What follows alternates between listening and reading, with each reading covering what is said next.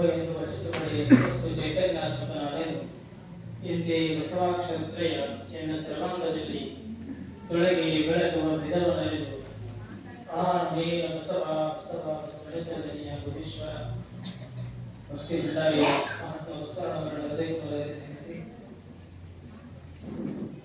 ಕಲ್ಯಾಣಾಯ ನಡೆದಾಡಬೇಕಂತ ಶತಾಯುಷಿಗಳನ್ನು ಚನ್ನಬಸವದಲ್ಲಿ ನಡೆದು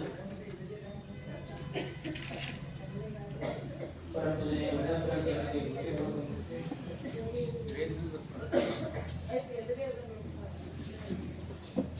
ದಯವಿಟ್ಟು ಯಾರು ಮಾತಾಡ ಹೊರಗೆ ಮಾತಾಡ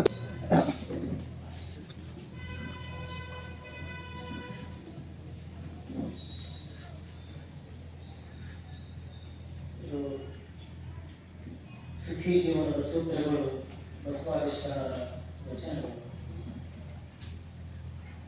ಹಾಗೆ ನಮ್ಮ ಜೀವನ ಶಾಂತಪೂರ್ಣ ಆಗಬೇಕು, ನಮ್ಮ ಜೀವನ ಸಮಾಧಾನದ ಜೀವನ ಆಗಬೇಕು ಅಂತ ಎಲ್ಲರೂ ಬಯಸ್ತೇವೆ. ಹಾಗೆ ಒಬ್ಬ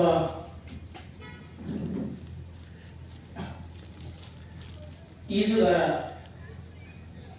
ಸ್ವಚ್ಛಂದವಾಗಿ ನದಿಯಲ್ಲಿ ಈಸ್ತಾನೆ, ಅಷ್ಟಲ್ಲ ಸರೋವರವನ್ನ ಈಸ್ತಾನೆ.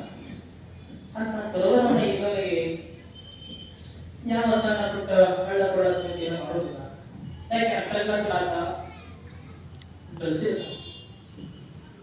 ಆಗ ಅಲ್ಲವರು ಸಂತರು ಶರಣರು ಈ ಜಗತ್ತನ್ನಂತ ಸರೋವರದಲ್ಲಿ ಈಜಿದರು. ತಮ್ಮ ಬದುಕನ್ನ ಶಾಂತಪೂರ್ಣಗೊಳಿಸಿಕೊಂಡರು. ಅದಕ್ಕೆ ಅವರಿಗೆ ಶಾಂತಿ ಬಗ್ಗೆ ಅಪಾರವಾದ ಅನುಭವನ ಅವರು ಪಡೆದರು. ಅಂತವರು ಶಾಂತಿಗಾಗಿ ಕೆಲವು ಮಾತನ್ನ ಹೇಳ್ತಾ ಇದ್ದಾರೆ. ನಮ್ಮ ಜೀವನ ಶಾಂತಪೂರ್ಣ ಆಗಬೇಕಾಗಿತ್ತಂದ್ರೆ ಏನು ಮಾಡಬೇಕು? ಅದಕ್ಕೆ ಎಲ್ಲವರು ಹೇಳ್ತಾರೆ, ಬದುಕಂದ್ರೆ ಇದೊಂದು ಲೋಟ ಇದೆ. ಹಾಗೆ ಒಬ್ಬ ಒಕ್ಕಲಿಗ ಚಲೋವನ್ನ ಬೆಳೆಯನ್ನ ತೆಗಿಬೇಕಾಗಿತ್ತಂದ್ರೆ ಹೊಲದಲ್ಲೆಲ್ಲ ಕಷ್ಟಪಟ್ಟು ಬೆಳಿತಾನೆ. ಫಲವನ್ನ ಆತ ಹಸನು ಮಾಡಿಬಿಡ್ತಾನೆ. ಎಷ್ಟು ಫಲ ಹಸನಾಯ್ತು ಅಷ್ಟು ಬೆಳೆ ಚಲೋ ಬರ್ತದೆ. ಒಂದ್ ವೇಳೆ ಫಲ ಹಸನೆ ಆಗದಿದ್ದರೆ ಬೆಳೆ ಚಲೋ ಬರ್ತದೆ, ಫಲ ಸಾಧ್ಯ ಆಗೋದಿಲ್ಲ. ಆಗ ಹೊರಗಿನ ಹೊಲದೊಳಗಡೆ ಬೆಳೆಯನ್ನು ಚಲೋ ಬರಬೇಕಾಗಿತ್ತಂದ್ರೆ ಹೊಲ ಹಸನ ಆಗಬೇಕಾಗ್ತದೆ. ಹಸನಾದ ಹೊಲದಲ್ಲಿ ಬಿತ್ತದ ಬೀಜವನ್ನ ಚಲೋ ಬೆಳೆ ಬರ್ತದೆ. ಆಗ ಅಲ್ಲಿ ಏನ ಬೆಳಿಬೇಕಂತ ಆ ಬೆಳೆವನ್ನ ಚಲೋವಾಗಿ ಬೆಳಿ, ಆ ಬೆಳೆವನ್ನ ಹುಲಸಾಗಿ ಬೆಳಿಬೇಕು. ಆ ಬೆಳೆ ಹುಲಸಾಗಿ ಬೆಳಿಬೇಕಾಗಿತ್ತಂದ್ರೆ ಆ ಫಲವನ್ನ ಕಳೆಯುತ್ತಾಗಬೇಕಾಗ್ತದೆ. ಹೊಲದಲ್ಲಿ ಕಳೆ ಅಂತಂದ್ರೆ ಅಲ್ಲಿ ಬೆಳೆ ಬರುತ್ತೆ.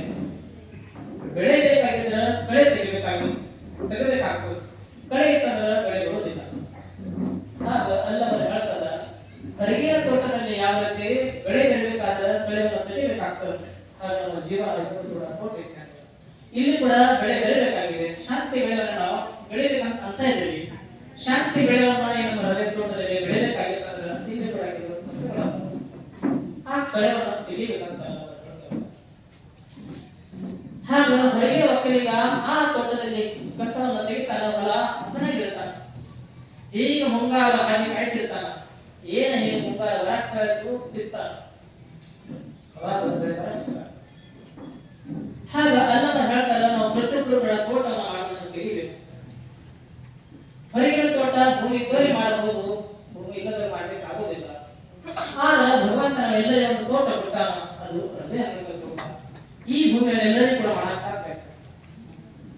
ಆ ಹೊರಗಿನ ತೋಟ ಕೆಲವರು ಸೀಮಿತ ಅದ, ಈ ತೋಟ ಸೀಮಿತ ಇಲ್ಲ.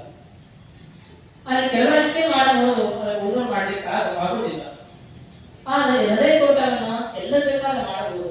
ಶ್ರೀಮಂತರ ಮಾಡಬಹುದು, ಬಡವರು ಮಾಡಬಹುದು, ಸಣ್ಣರು ಮಾಡಬಹುದು, ದೊಡ್ಡವರು ಮಾಡಬಹುದು, ಹಳ್ಳಿಯವರು ಮಾಡಬಹುದು, ಪಟ್ಟಣದಲ್ಲಿರುವವರು ಮಾಡಬಹುದು, ಸ್ವದೇಶದಲ್ಲಿ ಮಾಡಬಹುದು, ವಿದೇಶದಲ್ಲಿ ಮಾಡಬಹುದು.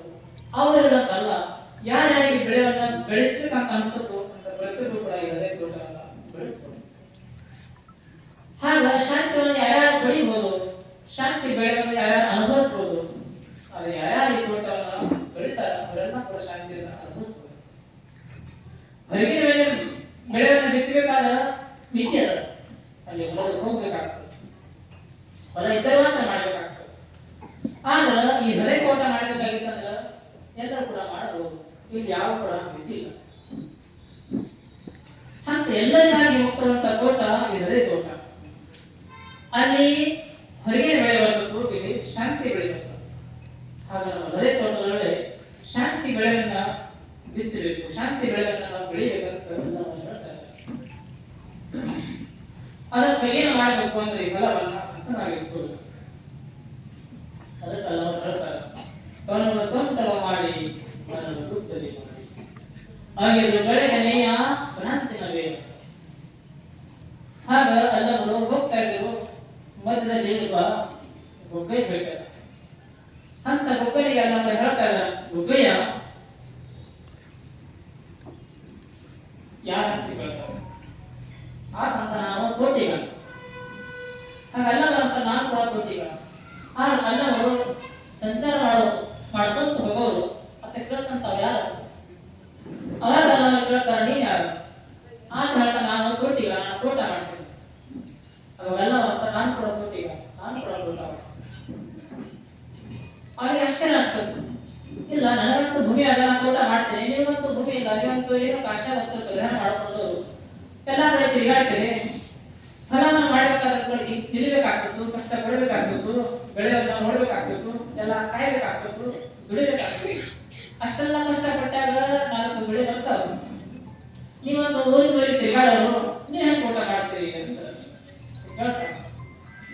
ಅವಾಗ ಎಲ್ಲರೂ ಹೇಳ್ತಾರೋ, ನಿನ್ನ ತೋಟ ಹೊರಗೆ, ನನ್ನ ತೋಟ ಒಳಗೆ. ಅದಕ್ಕೆ ನೀನು ಹೊರಗ ಕೃಷಿಕ, ನಾನು ಒಳಗ ಕೃಷಿಕ. ಆತನಿಗೆ ಆಶ್ಚರ್ಯ ಆಗ್ತದೆ, ಅದೇಂದ್ರೆ ಒಳಗಡೆ ತೋಟ ಮಾಡಬೇಕು. ಅವಾಗ ಎಲ್ಲರೂ ಹೇಳ್ತಾರ, ಪ್ರತಿಯೊಬ್ಬರು ಕೂಡ ತೋಟ ಮಾಡಬಹುದು. ಈ ಹೊರಗಿನ ತೋಟ ನಿನ್ನ ಮಾತ್ರ ನೀವು ಅಷ್ಟೇ ಮಾಡಕ್ ಸಾಧ್ಯ ಆಗ್ತದೆ, ಅದರ ಒಳಗಿನ ತೋಟ ಯಾರು ಬೇಕಾದ್ರೂ ಮಾಡಬಹುದು ಅಂತ ದೇವಕೊಟ್ಟ ತೋಟ ಇದೆ. ಅದಕ್ಕೆ ಈ ತೋಟದಲ್ಲಿ ನಾವು ಏನೆಲ್ಲ ಬೆಳೆಸಬಹುದು ಅಷ್ಟ ಸಾಮರ್ಥ್ಯ ಒಳಗಡೆ. ನಾವು ಏನು ಬೆಳಿಬೇಕಂತೀವಿ ಅದನ್ನ ಬೆಳಿಬಹುದು ಅಂತ ಬೇಡಿಕೆ ಕೊಡುವಂತ ಬೆಳೆಸುವಂತ ಅದ್ಭುತ ತೋಟ ಇದು ಹೃದಯ ತೋಟ. ಅದಕ್ಕೆ ಈ ತೋಟ ನಾವು ಮಾಡ್ತೀವಿ, ನಾನು ಕೂಡ ತೋಟಿಗ. ಅಷ್ಟೆಲ್ಲ ಜಗತ್ತಿರುವಂತ ಪ್ರತಿಯೊಬ್ಬರು ಕೂಡ ತೋಟಿಗಾರ. ಆದ್ರೆ ತೋಟ ಮಾಡೋದನ್ನ ಮರೆತು ಬಿಟ್ಟಾರ, ತೋಟ ಹಾಳಾಗತ್ತದು. ಅದಕ್ಕೆ ಹೊರಗಿನ ತೋಟ ಮಾಡೋದ್ರ ಜೊತೆಗೆ ಒಳಗಿನ ತೋಟ ಮಾಡ್ರಂತ ಜನರಿಗೆ ಹೇಳಕ್ ನಾವು ಹೊರಟಿವಿ ಅಂತ ನಾವು ಹೇಳ್ತೀವಿ. ಹಾಗ ಜನ ಹೊರಗಿನ ತೋಟ ಮಾಡಕ್ ಶುರು ಮಾಡಿದ್ರು, ಒಳಗ ಮರೆತು ಒಳಗ ಕಸ ಬೆಳೆದ ಹೊರಗಿನ ಮಾಡಾಕ್ತಾರೆ. ಅದಕ್ಕೆ ಜೀವನ ಪರಿಪೂರ್ಣ ಆಗ್ಬೇಕಾದ್ರೆ ಹೊರಗು ಕೂಡ ಬೆಳೆ ಬೆಳಿಬೇಕು, ಒಳಗು ಕೂಡ ಬೆಳೆ ಬೆಳಿಬೇಕು. ಅವಾಗ ಜೀವನ ಪರಿಪೂರ್ಣ ಆಗ್ತದೆ. ಬರೀ ಹೊರಗೆ ಬೆಳೆಯಕ್ಕೆ ಮುಖ್ಯ, ಒಳಗೆ ಬೆಳೆಯೋದು ಅಷ್ಟೇ. ಆಗ ಹೊರಗೆ ಬೆಳೆಯಬೇಕಂದ್ರ ದೇಹ ವಿಕಸಿತ ಆಗ್ತದೆ, ಒಳಗೆ ಬೆಳೆಯಬೇಕಂದ್ರ ಮನಸ್ಸು ವಿಕಸಿತ ಆಗ್ತದೆ. ದೇಹ ಬಲಿಷ್ಠ ಆಗ್ಬೇಕಾದ್ರೆ ಹೊರಗೆ ಬೆಳೆಯಬೇಕಾಗ್ತದೆ, ಮನಸ್ಸು ಸೃಷ್ಟಿ ಆಗ್ಬೇಕಾಗಿತ್ತಂದ್ರ ಒಳಗಿನ ಬೆಳೆಯಬೇಕಾಗ್ತದೆ. ಆಗ ಒಳಗಿನ ಬೆಳೆ ಅಂದ್ರೆ ಯಾವುದು? ಶಾಂತಿ ಬೆಳೆ. ಆಗ ಶಾಂತಿಯ ಬೆಳೆ ಬಿತ್ತಬೇಕಾಗ್ತದೆ. ಅದಕ್ಕೆ ಏನು ಮಾಡಬೇಕು? ಅವಾಗ ಅಲ್ಲ ಹೇಳ್ತಾರೆ, ನಾವು ಕೂಡ ಒಳಗ ಕಸ ಕಡ್ಡಿಯನ್ನು ತೆಗಿಬೇಕು. ಕಣ್ಣು ತೋಂತರ ಮಾಡಿ ಮನ ಬುದ್ಧಿಯ ಮಾಡಿ, ಮನಸ್ಸೇ ಬುದ್ಧಿಯ ಮಾಡಿಕೊಂಡು ಒಳಗಿರುವಂತ ಹೆಂಡತಿಯನ್ನು ಹೊಡೆಯಬೇಕಾಗ್ತದೆ. ಮನ ಬುದ್ಧಿಯ ಮಾಡಿ. ಹಾಗೆ ಅದು ಕಡೆಗನೆಯ ಭ್ರಾಂತಿಯ ಬೇರೆ ಎಲ್ಲಾ ಬೇರೆ ತೆಗಿಬೇಕಾಗ್ತದೆ, ಹೆಂಡತಿ ಹೊಡೆಯಬೇಕಾಗ್ತದೆ, ಕಸ ಕಡ್ಡಿ ಆಯ್ಬೇಕಾಗ್ತದೆ. ಹಾಗ ಹದ ಮಾಡಬೇಕಾಗ್ತದೆ. ಹಲ ಆಯ್ತಂದ್ರೆ ಬೆಳೆ ಕೂಡ ಸಾಗಿ ಹಾಗ ಹದ ಆಗ್ಬೇಕಾಗ್ತದಲ್ಲ. ಮತ್ತೊಂದೆಲ್ಲ ಮಾಡಿ ನನ್ನ ಬುದ್ಧಿಯಲ್ಲಿ ಮಾಡಿ. ಹಾಗೆ ಬೆಳೆದನೆಯ ಭ್ರಾಂತಿ ಬಳೆದು ಸಂಸಾರದ ಹೆಂಡೆಯ ಬಗೆದು ಬಿತ್ತಿದನೆಯ ಬ್ರಹ್ಮ ಬೀಜ. ಆಗ ಎಲ್ಲಾ ಹೆಂಡತಿ ಬೆಳೆಯಬೇಕಾಗ್ತದೆ. ಹೆಂಡತಿಯನ್ನ ಬೆಳೆದು ಬ್ರಹ್ಮ ಬೀಜ ಅಂದ್ರೆ ಶಾಂತಿ ಬೀಜವನ್ನು ಬಿತ್ತಬೇಕಾಗ್ತದೆ. ಮೊದಲೇ ಶಾಂತಿ ಬೀಜ ಬಿತ್ತರೆ ಬರೋದಿಲ್ಲ. ಬೀಜವನ್ನ ಬೆಳೆಯಬೇಕಾಗ್ತದ ಫಲ ಸ್ವಚ್ಛ ಆಗ್ಬೇಕಾಗ್ತದೆ. ನೇಗಿಲು ಹೊಡಿಬೇಕಾಗ್ತದೆ. ನೇಗಿಲು ಹೊಡೆದು ಆಮೇಲೆ ಕುಂಟಿ ಹೊಡಿಬೇಕಾಗ್ತದೆ. ಒಂದ್ಸಲ ಅಲ್ಲ, 2 ಸಲ 3 ಸಲ ಕುಂಟಿ ಹೊಡೆದಾಗ ಎಲ್ಲ ಫಲ ಅದ ಆಗ್ತದೆ. ಅವಾಗ ಏನು ಬಿತ್ತೀವಿ ಬೆಳೆದ. ಹಾಗೆ ನಮ್ಮ ಹೃದಯ ತೋಟ ಸಮೇತ ಅದ ಆಗಬೇಕು. ಅವಾಗ ಒಳಗ ಬ್ರಹ್ಮ ಬೀಜವನ್ನು ಬಿತ್ತಬೇಕು, ಶಾಂತಿ ಬೀಜವನ್ನು ಬಿತ್ತಬೇಕು. ಅಂತ ಶಾಂತಿ ಬೀಜವನ್ನು ಬಿತ್ತಿದಾಗ ಶಾಂತಿ ಬೆಳೆಯುವಂತೆ ಬರ್ತದೆ. ಅದಕ್ಕೆ ಕಸವನ್ನು ತೆಗೆಯಬೇಕಾಗ್ತದೆ. ಯಾವ ಕಸಗಳು? ಅದಕ್ಕೆ ಕಸ ಕೂಡ ಹೇಳುದು, ಬೆಳೆಯ ಭೂಮಿಯಲ್ಲಿ ಅದು ಹೊಳೆಯದ ಕಸ ತಿಳಿ ಎಳೆಯದು ಎಚ್ಚರಿಕೆಯದು ಅಷ್ಟ ಚಲೋ ಮಾತಾಡ ಬಸವನಗಳು. ಆಗ ನಾವು ಕೂಡ ತೋಟ ಮಾಡ್ತದೆ ಗೊತ್ತನೆ ಅಂತ ಬಸವನ ಕೂಡ ದೇವರಿಗೆ ಕೇಳ್ಕೊತಾರೆ. ಜನ ಹೊರ ಕೃಷಿ ಮಾಡ್ತಾ ಇದ್ದಾರ, ನಾನು ಒಳಗೆ ಕೂಡ ಕೃಷಿ ಮಾಡ್ತಾ ಇದ್ದೇನೆ. ಆಗ ಹೊರಗಿನ ಕೃಷಿ ಆಗಬೇಕಾದ್ರೆ ಹೊರಗಿನ ಅವನ ಸ್ವಚ್ಛ ಇರಬೇಕಾಗ್ತದೆ. ಆಗ ಒಳಗಿನ ನಾನು ಕೃಷಿ ಮಾಡ್ತಾ ಇದ್ದೇನೆ, ಒಳಗೆ ಕೂಡ ಸ್ವಚ್ಛ ಇರಬೇಕಾಗ್ತದೆ. ಆಗ ರೈತ ನಿಜವಾಗಿ ಹೊಲದಲ್ಲಿ ಬೆಳೆಯನ್ನು ತೆಗಿಬೇಕಾಗಿತ್ತಂದ್ರೆ ಹೊಲದಲ್ಲಿ ಕಳೆ ಇರಬಾರ್ದು. ಅವಾಗ ಏನು ಬೆಳೆಯನ್ನ ಕೊಡ್ತಾರೆ. ಹೊಲದಲ್ಲಿ ಬೆಳೆಗಿಂತ ಕಳೆ ಹೆಚ್ಚಾಯ್ತಂದ್ರೆ ರೈತನ ತೆಗಿ ಕೆಲಸ ಮಾಡಬೇಕು. ಬೆಳೆಗಿಂತ ಕಳೆ ಹೆಚ್ಚಾಯ್ತು ಮುಗಿದಬೇಕು ಅಂತ ಬಸವ ವಚನದಲ್ಲಿ ಹೇಳ್ತಾರೆ. ಬೆಳೆಯ ಭೂಮಿಯಲ್ಲಿದ್ದು ಪ್ರಳಯದ ಆಗಮಿಸಬೇಕು. ಆಗ ಬೆಳೆ ಬರುವಂತ ಹೊಲದಲ್ಲಿ ಏನಾಯ್ತು? ಪ್ರಳಯ ಕಸ ಹುಟ್ಟುತ್ತದೆ. ಎಷ್ಟು ಬೆಳೆ ಮಾತ್ರ ಬಹಳ ಸಣ್ಣ, ಕಸ ಮಾತ್ರ ಬಹಳ ಬೆಳೆಯುತ್ತದೆ. ಎಂತ ಕಸ ಆಗೋದು? ಪ್ರಳಯದ ಕಸ ಹುಟ್ಟಿ ನಮ್ಮ ನಾಶ ಮಾಡಬಹುದು ಅಂತ ಕಸವನ್ನು ಒಳಗೆ ಬೆಳೆದಿರಬೇಕು. ಪ್ರಳಯದ ಕಸ ಸಣ್ಣ ಕಸ ಇತ್ತಂದ್ರೆ ಒಬ್ಬರು ತೆಗಿಬಹುದು, ಸ್ವಲ್ಪ ಕಸ ಇತ್ತಂದ್ರೆ ತೆಗಿಬಹುದು. ಆದ್ರೆ ಕಸ ಮಾತ್ರ ಹೊರತೊಂಬ ವ್ಯಾಪಿಸ್ಬಿಟ್ರೆ ತೆಗಿಯೋದು ಕಷ್ಟ. ಆಗ ಒಬ್ಬರೇ ತೆಗಿಯಕ್ಕಾಗಲ್ಲ. ಅವಾಗ ತಾನು ನಿಶ್ಚಯಕ್ಕಾಗಲಿ ಕೆಲವರು ಕೆಲಸ ಮಾಡ್ತಾರೆ. ಬರ್ರಿ ನಮ್ಮ ಕಡೆ ಹೊಲದ ಕಸ ಭಾಳ ಬೆಳೆದದ್ದು, ನೀವೆಲ್ಲರೂ ಬರ್ರಿ ನಮ್ಮ ಕಸ ತೆಗಿರಂತ ಕೆಲಸ. ಹಾಗೆ ಬಸವ ಕೂಡ ಹೇಳ್ತಾರ, ಬೆಳೆಯ ಭೂಮಿಯಲೆಂದು ಪ್ರಳಯದ ಕಸ ಹುಟ್ಟಿ ತಿಳಿಯ ಬಿಗಿದು ಎಚ್ಚರಲಿ. ಏನು ಮಾಡಬೇಕಂತ ಹೊಳಿತಾ ಇಲ್ಲ, ಯಾಕೆ ಬುದ್ಧಿ ಕೆಲಸ ಮಾಡೋದಿಲ್ಲ. ಹುಲ್ಲು ಬಹಳ ಬೆಳೆದು ತಿಳಿಯಲಿದು ಎಚ್ಚರಲಿ. ಅದು ಯಾಕೆ ಸ್ವಲ್ಪ ಇದ್ರೆ ಏನೋ ಕೆಲಸ ಮಾಡಿ ಹೋಗ್ತೇವೆ, ಆದ್ರೆ ಹುಲ್ಲೇ ಬಹಳ ಬೆಳೆದ್ಬಿಟ್ಟದು ತೆಗೆದ ತಿಳಿಯಲಿದು ಎಚ್ಚರಲಿ. ಎನ್ನ ಅವಗನವೆಂಬ ಕಸವ ಕಿತ್ತು ಸಲಹೆಯ ಲಿಂಗ ತಂದೆ. ಅವಗನಂತ ಕಸಗಳು ಬೆಳೆದುಬಿಟ್ಟೆ. ಎನ್ನ ಅವಗನವೆಂಬ ಕಸವ ಕಿತ್ತು ಸಲಹೆಯ ಲಿಂಗ ತಂದೆ. ಸುಳಿ ತೆಗೆದು ಬೆಳೆಯನು ಕೂಡಲ ಸಂಗಮ ದೇವ. ಆಗ ಕಸ ಬೆಳೆದ ಕಸ ಹೋಯ್ತು ಬೆಳೀತದೆ. ಯಾವ ಕಸ? ಅವಗುಣದ ಕಸ ಬೆಳೆದು. ಎನ್ನ ಅವಗುಣವೆಂಬ ಕಸವ ಕಿತ್ತು ಸಲಹೆಯ ಲಿಂಗ ತಂದೆ. ಈ ಕಸ ಹೋಯ್ತಂದ್ರೆ ಏನಾಗ್ತದ್ದು? ಸುಳಿ ತೆಗೆದು ಬೆಳೆಯನು ಕೂಡಲ ಸಂಗಮ ದೇವ. ನಾನು ಜೋರಾಗಿ ಬೆಳಿತೇನೆ, ಹುಡುಸಾಗಿ ಬೆಳಿತೇನೆ ಅಂತ. ಹಾಗ ನಾವು ಜೀವನದಲ್ಲಿ ಬೆಳಿಬೇಕು, ನಾವು ಬೆಳಿಬೇಕು, ಶಾಂತಿ ಬೆಳೆಯಬೇಡ, ಅವಳು ಬೆಳಿಬೇಕು. ಅದಕ್ಕೇನು ಮಾಡಬೇಕು? ಅವುಗಳ ಕಸವನ್ನು ತೆಗಿಬೇಕು. ಹಾಗೆ ಕಸ ತೆಗೆಯಲು ಬಹಳ ಕಷ್ಟ. ಯಾಕೆ? ಅದು ಸಣ್ಣದಾಗ ಬೇರೆ, ಅದು ಕಸ ಬೆಳೆದ್ಬಿಟ್ಟು ಅಂತ. ಕಸ ಇತ್ತಂದ್ರೆ ಜೀವನ ಚಲೋ ಆಗೋದಿಲ್ಲ. ಕಸ ಇತ್ತಂದ್ರೆ ಹೊಲ ಕೂಡ ಚಲೋ ಬೆಳೆಯೋದಿಲ್ಲ. ಹಾಗ ಎಲ್ಲಾ ತರದ ಕಸವನ್ನು ಅವಳು ಬೆಳಿಬೇಕು. ಆಗ ಊರು ಸ್ವಚ್ಛ ಇರಬೇಕಾದ್ರೂ ಕೂಡ ಅಲ್ಲಿ ಕಸ ತೆಗಿಬೇಕಾಗ್ತದೆ. ಮನೆ ಸ್ವಚ್ಛ ಇರಬೇಕಾದ್ರೂ ಕಸ ತೆಗಿಬೇಕಾಗ್ತದೆ. ತೋಟ ಸ್ವಚ್ಛ ಇರಬೇಕಾದ್ರೆ ತೋಟದ ಕಸ ತೆಗಿಬೇಕಾಗ್ತದೆ. ಹೃದಯ ಸ್ವಚ್ಛ ಇರಬೇಕಾದ್ರೆ ಹೃದಯದಲ್ಲಿ ಇರುವಂತಹ ಕಸ ತೆಗಿಬೇಕಾಗ್ತದೆ. ಕಸ ತೆಗಿಬೇಕು.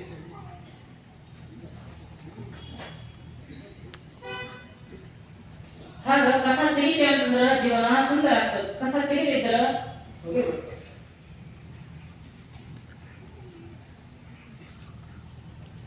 ಅದಕ್ಕೆ ಒಬ್ಬ ರಾಜ ಇದ್ದ. ಆತ ರಾಜ ಚಲೋ ಆತ ಅರಮನೆಯನ್ನು ಕಟ್ಟಿದ. ಬಹಳ ಭವ್ಯವಾದ ಕಟ್ಟಿಗೆ ಅರಮನೆಯನ್ನು ಕಟ್ಟಿದ. ಅಂತ ರಾಜನಿಗೆ ಬೇಕಾದವ ಎಲ್ಲಾ ಜನ ಬರುತ್ತಿದ್ರು. ಒಂದ್ ದಿವಸ ಇಬ್ಬರು ಅರಮನೆಗೆ ಬಂದು ಕೇಳ್ಕೊಂಡ್ರು, ರಾಜರ ಬಗ್ಗೆ ಅಷ್ಟೇ ಕೂಡ. ಅವಾಗ ರಾಜ ಅಂತ ಆಗಲೇ ಇರಬಹುದು ಅಂತ. ಅಷ್ಟೊತ್ತಿಗೆ ಅಲ್ಲೇ ಇರುವಂತಹ ಹಕ್ಕಿ ಹೇಳಿದ್ರು, ರಾಜರೇ ಎಲ್ಲರನ್ನ ಅವಕಾಶ ಕೊಡು, ಆದ್ರೆ ಮಾತ್ರ ಅವರನ್ನ ಮಾತ್ರ ಅವಕಾಶ ಕೊಡಕ್ಕೆ ಹೋಗಬೇಡ. ರಾಜ ಅಂತ ಎಲ್ಲರಿಗೂ ಅವಕಾಶ ಕೊಡ್ತೇನೆ, ಆದ್ರೆ ಎಲ್ಲರೂ ಅವಕಾಶ ಕೊಡು, ನನ್ನನ್ನು ಏನು ಅಪಾಯ ಇಲ್ಲ. ಆಗ ಅವರಿಬ್ಬರನ್ನ ಬಂದಾರಲ್ಲ, ಆ ಬಂದವರಿಗೆ ಅವಕಾಶ ಕೊಡಬೇಡ, ಅವರಿಗೆ ಅವಕಾಶ ಕೊಟ್ಟು ಅರಮನೆ ಹೋಗ್ಬಿಡು. ನೀನೇ ನಾಶ ಆಗಬಿಡ್ತೀವಿ, ಅರಮನೆ ನಾಶ ಆಗ್ತದೆ.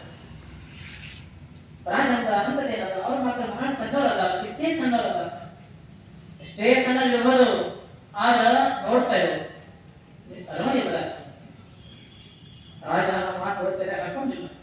ಅದೇನು ಮಾಡ್ತಾರೆ? ನಾನಿಂತ ಭವ್ಯ ಅರಮನೆ, ಅವ ಮಾತ್ರ ಸಣ್ಣ, ಅವೇ ಮಾಡ್ತಾರೆ. ಆ ಹಕ್ಕಿ ಹೇಳ್ತು, ನೋಡ್ತಾ ಇರು, ನನ್ನ ಮಾತು ಕೇಳದೆ ನೀವು ಅರಮನೆ ಭದ್ರಾಗಿರ್ತದೆ, ನನ್ನ ಮಾತು ಬರೆಸಿ ಅರಮನೆ ಹೋಗಿ ಬಿಡ್ತಾರೆ. ರಾಜ ಅದೇ ಮಾಡ್ಕೊಂಡು ತಿಳ್ಕೊಂಡ. ಸಣ್ಣ ಗೆದ್ದಲಿತ್ತು, ಏನು ಗೆದ್ದಲು. ಆ ಗೆದ್ದಲು ಬಂದಿದ್ದು, ಆ ಗೆದ್ದಲಿಗೆ ರಾಜ ಅವಕಾಶ ಕೊಟ್ಟಿತ್ತು. ಹೀಗೆ ದಿನಗಳು ಕಳೆದು, ಮಾಸಗಳು ಕಳೆದು, ವರ್ಷಗಳು ಕಳೆದು, ಕೊನೆಗೆ ರಾಜಕ್ಕೆ ನೆನಪಾಯಿತು. ಬಹಳ ವರ್ಷ ದಿವಸಗಳ ಹಿಂದೆ, ತಿಂಗಳ ಹಿಂದೆ ಇಬ್ಬರು ಗೆದ್ದಲು ಬಂದಿದ್ರು. ಅರಮನೆ ತಮ್ಮ ನೋಡ್ತೇನೆ ಸಿಗುತ್ತಾ ಇಲ್ಲ, ಎಲ್ಲಲ್ಲ ಸೈನಿಕರು ಹೇಳ ಅವ್ರನ್ನ ಹುಡ್ಕೊಂಡು ಬರ್ರಿ, ಅವ್ರ ಹೆಂಗದ ಕೇಳ್ಕೊಂಡು ಬರೋಣ. ಅವಾಗ ಅವನೇ ಎರಡು ಬಂದಿದ್ದ ಗೆದ್ದಲು, ಆ ಎರಡಲ್ಲ ಸಾವಿರ ಆಗಿಬಿಡ್ತಿದ್ವು. ಹುಡುಕ್ಬೇಕಂತ ತಿಳ್ಕೊಂಡ್ರೆ ಹೀಗೆ ಮುಡ್ತಾರ ಗೋಡಿಗೆ ಬಿಡಾಕ್ತಾರೆ, ಎಲ್ಲೆಲ್ಲಿ ಮುಡ್ತಾರ ಎಲ್ಲ ಬಿಡಾಕ್ತಾರೆ. ಯಾಕೆ ಎರಡು ಗೆದ್ದಲ ಸಾವಿರ ಆಗಿತ್ತು.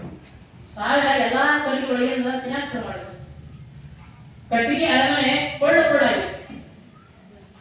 ಈಗ ಮುಟ್ಟಿದಲ್ಲಿ ಬಿಡಾಕ್ತಾರೆ, ಎಲ್ಲೆಲ್ಲಿ ಮುಡ್ತಾರ ಬಿಡಾಕ್ತಾರೆ. ಇಡೀ ಅರಮನೆ ಹೋಗೇ ಅವಾಗ ಎಲ್ಲಿ ಸಿಗ್ತಾರ ಎಲ್ಲಾ ಕಡೆ ತುಂಬಿರ್ತಾರೆ. ಅವಾಗ ರಾಜನಿಗೆ ಗೊತ್ತಾಯ್ತು, ಹಕ್ಕಿ ಮಾತನ್ನ ಕೇಳಿಲ್ಲ, ಅದಕ್ಕೆ ನನ್ನ ಅವಸ್ಥೆ. ಹಾಗ ನಮ್ಮ ಜೀವನದಲ್ಲಿ ಸಮೇತ ಆ ರಾಜನ ಅರಮನೆಯಲ್ಲಿ ಯಾವ ಎರಡು ಗೆದ್ದಲು ಬಂದು ಇಡೀ ಅರಮನೆ ನಾಶ ಮಾಡಿಬಿಟ್ಟು, ಹಾಗ ನಮ್ಮ ದೇಹ ಅಂತ ಅರಮನೆಯಲ್ಲಿ ಎರಡು ಗೆದ್ದಲು ಬರ್ತಾವಲ್ಲ, ಆ ಕಸ ಬಂದು ಎಲ್ಲವನ್ನ ಹಾಳು ಮಾಡಿಬಿಡ್ತಾವ. ಅದಕ್ಕೆ ಆ ಹಕ್ಕಿ ಹೇಳ್ದಂಗ ಆ ಗೆದ್ದಲನ್ನ ಹೊರಗೆ ಹಾಕಬೇಕು. ಹಾಗ ಸಂತೆ ಹೇಳ್ತಾರ, ನಮ್ಮ ಕಸವನ್ನ ಹೊರಗೆ ಹಾಕಬೇಕು. ಆ ಕಸವನ್ನ ಹೊರಗೆ ತೆಗೆದು ನಮ್ಮ ಅರಮನೆ ಬದಲಾಗಬೇಕು. ಯಾವ ರೀತಿ ಒಂದು ಸರೋವರ ಇತ್ತು, ಸಾಗರ. ಆ ಸಾಗರದಲ್ಲಿ ವಿಶಾಲ ಸಾಗರ, ಏನು ನೀರಿಗೆ ಕೊರತೆ ಇಲ್ಲ. ಅಂತ ಸಾಗರದಲ್ಲಿ ಒಂದು ದಿವಸ ಹುಲ್ಲು, ಆ ಒಂದು ಹುಲ್ಲು ಬರೋಣ ಸಾಗರ ತಮ್ಮ ಅಲೆಗಳಿಂದ ಸಾಗರ ಆ ಹುಲ್ಲಿಗೆ ಹೊರಗೆ ಹಾಕ್ತಿತ್ತು. ಹುಲ್ಲು ಸಾಗರ ಒಳಗೆ ಹೋಗ್ಬೇಕಂತ ಪ್ರಯತ್ನಿಸ್ತಿತ್ತು. ಸಾಗರ ತಮ್ಮ ಅಲೆಗಳಿಂದ ಹುಲ್ಲನ್ನ ಹೊರಗೆ ತಪ್ಪಬೇಕಂತ ಪ್ರಯತ್ನಿಸ್ತಿತ್ತು. ಹೀಗೇ ದಿನ ನಡೀತಿತ್ತು. ಹುಲ್ಲು ಒಳಗೆ ಹೋಗ್ಬೇಕಂತದ್ದು, ಸಾಗರ ಅದಕ್ಕೆ ಹೊರಗೆ ತಪ್ಪಬೇಕಂತ.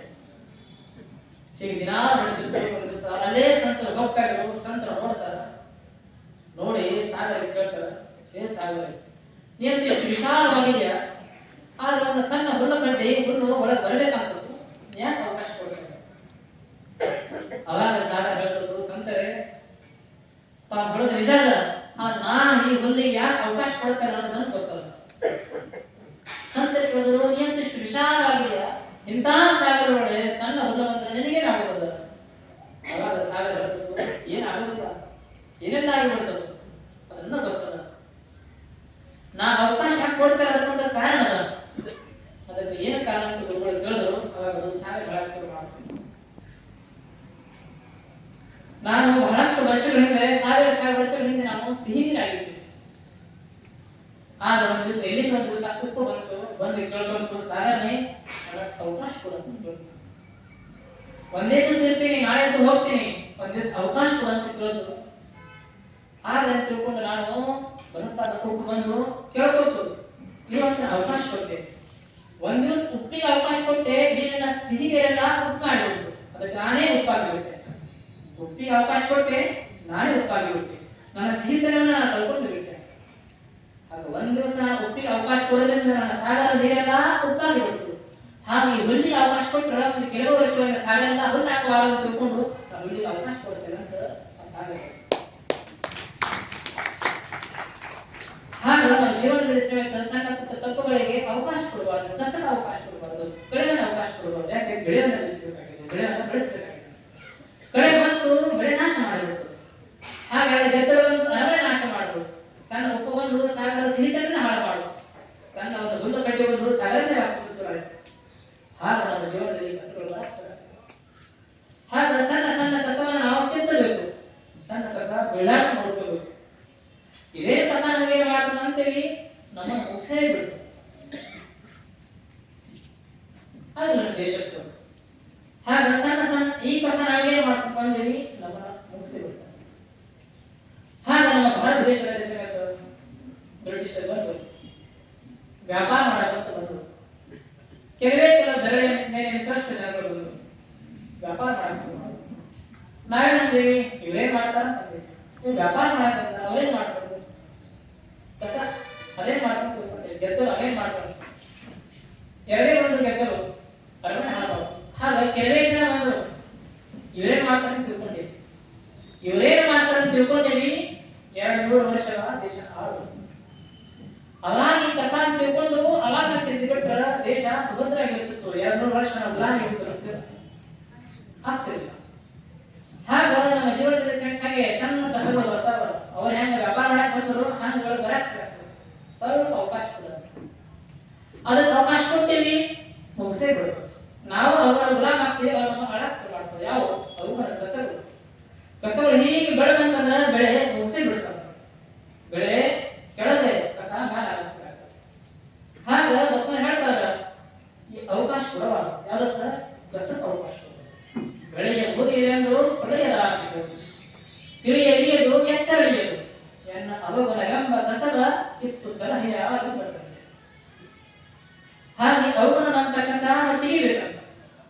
ಅವಗುಣನಂತ ಕಸ ಹೋಯ್ತು ಏನಾಗ್ತದೆ ಸುಳಿ ತೆಗೆದು ಬೆಳೆಗಳನ್ನು ಕೂಡಲ ಸಂಗ್ರಹದೇವ ಅಡಿ ಉಲಸಾಗಿ ಬೆಳೆಸ್ತಾರೆ ಜೋರಾಗಿ ಬೆಳೆಯುತ್ತೆ. ಹಾಗ ಶಿಷ್ಯ ಪ್ರಶ್ನೆ ಮಾಡ್ತಾನೆ, ಗುರುಗಳೇ ಆಯ್ತು ನಾವು ಕಸ ತೆಗೆದು ಸೇರ್ತಿದ್ದೇನೆ, ಆದ್ರೆ ಕಸ ಯಾವಾಗ ಹೇಳಂತ ಶಿಷ್ಯ ಪ್ರಶ್ನೆ ಮಾಡ್ತಾನೆ. ಅವಾಗ ಉತ್ತರಿಸಲು ಮಾಡಿದ್ರು ಉತ್ತರಿಸ್ತಾರ. ಅವ್ರು ಹೇಳ್ತಾರ ಅದ ಕಸ. ಆ ಕಸ ಹೇಗದ ಅದು ಒಂದ ಕಸ ಇರ್ತದ್ರ ಎಲ್ಲಾ ಕಸ ತಗೊಂಡು ಬರೋದು. ಬೇರೆ ಕಸ ಆಗಲ್ಲ, ಹೇಗೆ ತೆಗಿಬಹುದು. ಆದ್ರೆ ಇಂಥ ಕಸ ಅದ ಆ ಕಸ ಬೇಗ ಹೋಗೋದಿಲ್ಲ. ಆ ಒಂದು ಕಸ ಬಂತು ಅದನ್ನ ನೂರ ಕಸ ತಗೊಂಡ ಬಂತು ಅಂತ ಕಸ ಅದ ಆ ಕಸವನ್ನು ತೆಗಿ. ಅವ್ರಿಗೆ ಯಾವ ಕಸ ಅಂತ ಶಿಷ್ಯ ಪ್ರಶ್ನೆ ಮಾಡಿದ. ಅದಕ್ಕೆ ಅವರು ಉತ್ತರ ಕೊಡಕ್ಕೆ ಶುರು ಮಾಡಿದ್ರು. ಆ ಕಸ ಅದ ಆ ಕಸ ಎಲ್ಲಕ್ಕಿಂತ ಬಲಿಷ್ಠವಾದ ಕಸ. ಅದಕ್ಕೆಲ್ಲವರು ತಮ್ಮ ಚಂದದ ಶಿಷ್ಯರಿಗೆ ಹೇಳ್ತಾರ, ಆ ತೋಟಿಗಳಿಗೆ ಹೇಳ್ತಾರ, ಗೊಗ್ಗನಿಗೆ ಹೇಳ್ತಾರ ಕಸವನ್ನು ತೆಗಿಬೇಕು. ಯಾವ ಕಸ? ಅದಕ್ಕೆ ಒಳ ಕಸ ಬೆಳೆಸುತ್ತೆ. ಅದು ಪ್ರತಿಯೊಬ್ಬರಿಗೆ ಬರಾಕ್ಷರ ಆಗ್ತದೆ. ಯಾರ್ಯಾರಲ್ಲ ಪ್ರತಿಯೊಬ್ಬರು ಕೂಡ ಕಸ ಬೆಳೆಸ್ತದೆ. ಅದಕ್ಕೆಲ್ಲ ಅವ್ರು ಹೇಳ್ತಾರ ನಾನೆಂಬ ಅಹಂಕಾರ ಅಂತ ಕಸ. ನಾನೆಂಬ ಅಹಂಕಾರ ತಲೆಗೆ ಹೋಲಿದೆ. ಮಠ ಮಠ ಕೊಟ್ಟಿದ ಕುಂಟವೆಂಬ ಬಿರುಗಾಳಿಬಿಟ್ಟೆ. ನಾನೆಂಬ ಅಹಂಕಾರ ತಲೆದೋರಿದೆ. ಮಠ ಮಠ ಕುಟ್ಟಿದ ಕುಣಕವೆಂಬ ಬಿರುಗಾಳಿಬಿಟ್ಟೆ. ಬಿರುಗಾಳಿ ಹುಟ್ಟೊಡನೆ ಜ್ಞಾನ ಜ್ಯೋತಿ ಕೆಟ್ಟಿತ್ತು. ಬಿರುಗಾಳಿ ಹುಟ್ಟೊಡನೆ ಜ್ಞಾನ ಜ್ಯೋತಿ ಕೆಟ್ಟಿತ್ತು. ಜ್ಞಾನ ಜ್ಯೋತಿ ಕೆಡೊಡನೆ ನಾ ಬಂದೆ ಬಂದಿದೆ ಎಂಬ ಅವರು ಹಿರಿಯರೆಲ್ಲರೂ ತಾಮಸಕ್ಕೊಳಗಾಗಿ ಸೀವಿರಕ್ಕೆ ಪ್ರಕಾರ ಎಷ್ಟು ಚಲೋ ಮಾತಾಡೋದು. ಹೃದಯದೊಳಗಡೆ ಶಾಂತಿ ಬೆಳೆಯೋದು ಗೊತ್ತಿಬೇಕಾಗಿತ್ತಂದ್ರೆ ಏನು ಮಾಡ್ಬೇಕಂದ್ರೆ ಕಸ ತೆಗಿಬೇಕು. ಯಾವ ಕಸ? ಅಹಮಾನ ಅಂತ ಕಸವನ್ನು ತೆಗಿಬೇಕಂತ ಅಲ್ಲವನ್ನ ಹೇಳ್ತಾರೆ. ನಾನಂತ ಕಸ ತೆಗೆಯಬೇಕು. ನಾನೆಂಬ ಅಹಂಕಾರ ತಲೆದೋರಿದೆ. ಪಟ ಪಟ ಕುಟ್ಟಿದ ಕುಣಕ ಬೇರೆ ಆಳುತ್ತಿತ್ತು. ಆಗ ಒಂದು ಸಣ್ಣ ಕಸ ಏನನ್ನ ಮುಗಿಸ್ಬಿಡ್ತಾರೆ, ಎಲ್ಲವೂ ಕೂಡ ನಾಶ ಮಾಡಬೇಕು.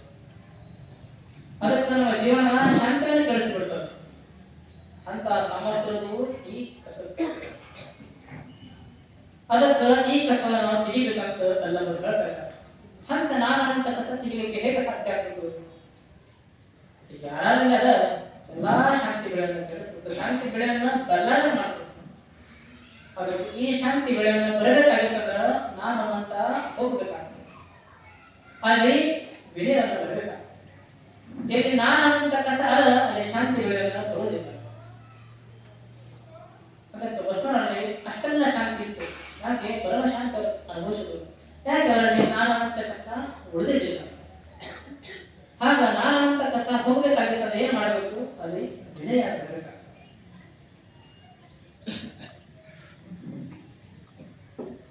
ಎಲ್ಲಿವರೆಗೆ ನಾನಂತ ಕಸ ಅದ ಅಲ್ಲಿವರೆಗೆ ಅವರಿಗೆ ದರ್ಶನ ಆಗೋದಿಲ್ಲ. ಒಮ್ಮೆ ರಂಗನಾಥ ನಾಗರವರು ಹೀಗೆ ತಮ್ಮ ಮನೆಯಲ್ಲಿ ಕುಂತಿದ್ರು. ರಾತ್ರಿ ವೇಳೆ ಹುಣ್ಣಿಮೆ ದಿವಸ ಹೀಗೆ ಬರ್ಕೊಂಡು ಕುಂತಿದ್ರು. ಬರೀಬೇಕಾದ್ರೆ ದೀಪ ಇತ್ತು. ಆ ದೀಪದ ಬೆಳಕಿನಲ್ಲಿ ಮೇಣಬತ್ತಿ ಹಚ್ಚಿದ್ರು. ಆ ಮೇಣಬತ್ತಿ ಬೆಳಕಿನಲ್ಲಿ ಅವರು ಬರಿತಾ ಇದ್ರು. ಆಗ ಮೇಣಬತ್ತಿ ಪ್ರಕಾಶ ಬಹಳ ಚಿಕ್ಕದಿತ್ತು. ಅಂತಹ ಸಣ್ಣ ಪ್ರಕಾಶದಲ್ಲಿ ಅವರು ಬರಿತಾ ಇದ್ರು. ಅಷ್ಟೇ ಅಷ್ಟೊಂದು ಸ್ಪಷ್ಟ ಪ್ರಕಾಶ ಇರಲಿಲ್ಲ, ಸ್ಪಷ್ಟ ಬರೆಯಕ್ಕಾಗ್ತಿರ್ಲಿಲ್ಲ. ಅದಕ್ಕೆ ಹೊರಗಡೆ ಕೂತಿದ್ರು ಅವರು ಮನೆ ಮುಂದೆಗಡೆ. ಅವಾಗ ಬರೆಯಕ್ ಶುರು ಮಾಡಾಗ ಅಷ್ಟೊತ್ತಿಗೆ ಗಾಳಿ ಬೀಸ್ತು, ದೀಪ ಆರ. ದೀಪ ಕತ್ತಲ ಅವಾಗ ಸಾಗರ್ ಅವರು ಕಣ್ಣು ಮುಚ್ಚಿದ್ರು. ಆಮೇಲೆ ಕತ್ತಲಿರೋದ್ರ ಕಾಣಲಿಲ್ಲ. 2 ನಿಮಿಷ ಕಣ್ಣನ್ನು ಮುಚ್ಚಿ ಮತ್ತೆ ನೋಡಕ್ ಶುರು ಮಾಡಿದ್ರು. ಎಲ್ಲಾ ಕಡೆ ಬೆಳಕು. ಯಾಕೆ ಹುಣ್ಣಿಮೆ ದಿವಸ ಅದು, ಹುಣ್ಣಿಮೆ ರಾತ್ರಿಯಲ್ಲಿ ಎಲ್ಲಾ ಕಡೆ ಚಂದ್ರನ ಶೀತಲ ಬೆಳದಿಂಗಳ ಬಿದ್ದಿತ್ತು. ಅಷ್ಟು ಶಾಂತವಾದ ಶೀತಲ ಬೆಳದಿಂಗಳ ಆ ಬೆಳದಿಂಗಳಲ್ಲೆಲ್ಲ ಅವರು ಶುರು ಮಾಡಿದ್ರು. ಅವಾಗ ಅವ್ರಿಗೆ ಬೆಳಕು ಎಲ್ಲಿವರೆಗೆ ಮೇಲದ ಬತ್ತಿ ಇತ್ತು ಅಲ್ಲಿವರೆಗೆ ಹೊರಗಿನ ಚಂದ್ರನ ಬೆಳಕು ಇರಲಿಲ್ಲ. ಯಾವಾಗ ಮೇಲದ ಬತ್ತಿ ಆರಿತು ಹೊರಗಿನ ಬೆಳಕು ಬಿತ್ತು, ಹೊರಗಿನ ಬೆಳಕು ಕಾಣಿಸ್ತಾ ಇದೆ. ಹಾಗ ಎಲ್ಲರೂ ಪ್ರತಿಯೊಬ್ಬರಲ್ಲಿ ನಾನಂತ ಸಣ್ಣದು ಮೇಲದ ಬತ್ತಿ ಉರಿಯಾಕತ್ತು. ಯಾವಾಗ ನಾನಂತ ಮೇಲದ ಬತ್ತಿ ಆರಿತು ಅವಾಗ ಶಾಂತಿ ಪ್ರಕಾಶ ಒಳಗೆ ವಿಲಾಸವಾಗ್ತದೆ, ಶಾಂತಿ ಪ್ರಕಾಶ ಒಳಗೆ. ಆಗ ಹೊರಗಿನ ಶಾಂತಿ ಚಂದ್ರನ ಪ್ರಕಾಶ ಬರಬೇಕಾಗಿತ್ತು, ಮೇಲದ ಬತ್ತಿ ಆರಿಸ್ಬೇಕಾಗ್ತದೆ. ಮೇಲದ ಬತ್ತಿ ಆರಿತು ಶೀತಲ ಶಾಂತ ಚಂದ್ರನ ಬೆಳಕು ಮೂಡುತ್ತೆ. ಹಾಗೆ ನಮ್ಮ ಹೃದಯದಲ್ಲಿ ಸಿಗುತ್ತ ಶಾಂತಿಯ ಶೀತಲ ಪ್ರಕಾಶ ಮೂಡಬೇಕಾಗಿದ್ದಂದ್ರೆ ನಾನು ಅಂತ ಸಣ್ಣದು ಮೇಲದ ಬತ್ತಿ ಆರಿಸ್ಬೇಕು. ಯಾರ ಆರಿಸಿದ ಅವ್ರಿಗೆ ಶಾಂತಿ ಬೆಳಕನ್ನ ಒಳಗೆ ಮೂಡೆ, ಯಾರು ಆರಿಸಿಲ್ಲ ಶಾಂತಿ ಬೆಳಕು ಅದ ಆರಿಸ್ಬೇಕು. ಹಾಗ ನಾವು ಮುಖವನ್ನು ನೋಡ್ಕೊತೀವಿ. ನಾವು ಮುಖವನ್ನು ಸುಂದರ ಕಾಣಬೇಕಾದ್ರೆ ಏನ್ ಮಾಡ್ತೀವಿ? ಕನ್ನಡಿ ನೋಡ್ತೀವಿ. ಕನ್ನಡಿ ನೋಡಿದಾಗ ನಮ್ಮ ಮುಖ ಕಾಣಬೇಕು. ಆಗ ಅಲ್ಲಿ ಜಗತ್ತು ಕಾಣಬೇಕು, ಏನ್ ಕಾಣ್ತಿಲ್ಲ, ಬರೀ ಮುಖ ಅಷ್ಟೇ ಕಾಣ್ತದೆ. ಆಗ ಬರೇ ಮುಖ ಕಾಣ್ತದೆ. ಅದೇ ಕನ್ನಡಿಯಲ್ಲಿರುವಂತ ಹಿಂದೆಗಡೆ ಬಣ್ಣ ಇರ್ತದೆ. ಆ ಬಣ್ಣ ತೆಗೆದು ಆ ಬಣ್ಣ ತೆಗೆದು ಹೀಗೆ ಕಣ್ಣಿನ ನೋಡಿದಾಗ ಏನ್ ಕಾಣ್ಬೇಕು? ಜಗತ್ತು ಕಾಣಿಸ್ತದೆ. ಎಲ್ಲಿವರೆಗೆ ಹೊರಗೆ ಹಿಂದ್ಗಡೆ ಬಣ್ಣ ಆದ ಮುಖ ದರ್ಶನ, ಬಣ್ಣ ತೆಗೆದಾಗ ಜಗತ್ ದರ್ಶನ. ಹಾಗ ಅದೇ ಗ್ಲಾಸ್ ಅಲ್ಲ, ಬೇರೆ ಗ್ಲಾಸ್. ಆ ಗ್ಲಾಸ್ಗ ಬಣ್ಣ ಹೆಂಗ್ ಹಚ್ಚಿದ್ರೆ ಮುಖ ದರ್ಶನ, ಬಣ್ಣ ತೆಗೆದು ನೋಡಿದ್ರೆ ಜಗತ್ ದರ್ಶನ. ಹಾಗ ನಾನಂತ ನೋಡ್ಕೊಂಡ್ ಬಿಟ್ರ ಮುಖ ದರ್ಶನ, ನಾನನ್ನೋದು ಬಣ್ಣ ತೆಗೆದು ಬಿಟ್ರ ದೇವ ದರ್ಶನ. ಹಾಗ ದೇವ ದರ್ಶನಕ್ಕೆ ಅಡ್ಡಿ ಬರೋದು ಅದು ಬಣ್ಣ ಯಾವುದು? ನಾನನ್ನಂತ ಬಣ್ಣ. ಹಾಗ ನಾನನ್ನಂತ ಬಣ್ಣ ತೆಗೆದ್ರ ದೇವ ದರ್ಶನ ಬರಾಕ್ಸಾಗ್ತದೆ, ಶಾಂತಿ ಅನುಭವ ಬರಾಕ್ಸಾಗ್ತದೆ. ಹಾಗ ಸಂತರು ಶರಣರು ಬಸವಣ್ಣರು ಎಲ್ಲರೂ ಆ ಬಣ್ಣವನ್ನು ತೆಗೆದು ಆ ಬಣ್ಣವನ್ನು ತೆಗೆಯೋದ್ರಿಂದ ಅವರಿಗೆ ಶಾಂತಿಯನ್ನು ಅನುಭವಕ್ಕೆ ಸಾಧ್ಯ ಇದೆ. ಅದಕ್ಕೆ ನಾವು ಬಣ್ಣ ತೆಗೆಯಾಗ್ತಿಲ್ಲ. ಅದಕ್ಕೆ ನಾನೇ ಎಲ್ಲ ಕಾರಣ ಅನಾಕ್ ಶುರು ಮಾಡಿದ್ದೀವಿ. ಈ ಎಲ್ಲಾ ಜಗತ್ತು ಬೆಳೆದಕ್ಕೆ ನಾನೇ ಕಾರಣ, ಎಲ್ಲಾ ಕಾರಣಕ್ಕೂ ನಾನೇ ಕಾರಣ. ಈ ಭಾವ ನಮ್ಮಲ್ಲಿ ನೋಡೋದ್ರಿಂದ ಮುಖ ದರ್ಶನ ಅಷ್ಟೇ ಆಗ್ತದೆ, ದೇವ ದರ್ಶನ ಆಗ್ತಾ ಇಲ್ಲ. ಶಾಂತಿ ಪ್ರಕಾಶ ಒಳಗ ಮೂಡ್ತಾ ಇಲ್ಲ. ಶಾಂತಿ ಪ್ರಕಾಶ ಮೂಡಬೇಕಾಗಿದ್ದರೆ ಬಣ್ಣ ತೆಗಿಬೇಕಾಗ್ತದೆ. ಹಾಗ ಸಂತರು ಶರಣರು ಅದನ್ನು ಮಾಡಿದರು. ಅದಕ್ಕೆ ಅವರಲ್ಲಿ ಯಾರೇ ಅಂಗಡಿಸಬೇಕ ಅವ್ರ ಶಾಂತಿ ಬಂದು ಆಗಲಿಲ್ಲ. ಆದ್ರೆ ನಾವು ಸಣ್ಣ ಸಣ್ಣ ಹೊಗಳದ ಶುರು ಮಾಡ್ತೀವಿ, ತೆಗೆಯೋದ್ರ ಮಾಡ್ತೀವಿ. ಯಾಕೆ ನಾನಂತೂ ತುಂಬಿಕೊಂಡು ಬಿಡ್ತೀವಿ. ಆದ್ರೆ ಅವರಲ್ಲಿ ನಾನನ್ನೋದು ನವಲೇಶ ಕೂಡ ಇರಲಿಲ್ಲ. ಅದಕ್ಕೆ ಅವರ ಜೀವನ ಅದಕ್ಕೆ ಬಸವಣ್ಣೇಶ್ವರ ಕೊಂಡಾಡರು. ಅರ್ಥವಾಗುವುದು ದೇವರು ಗಲವರಿಗೂ ಬಸವಣ್ಣನಿಗೆ, ಮರತರು ಗಲವರಿಗೂ ಬಸವಣ್ಣನಿಗೆ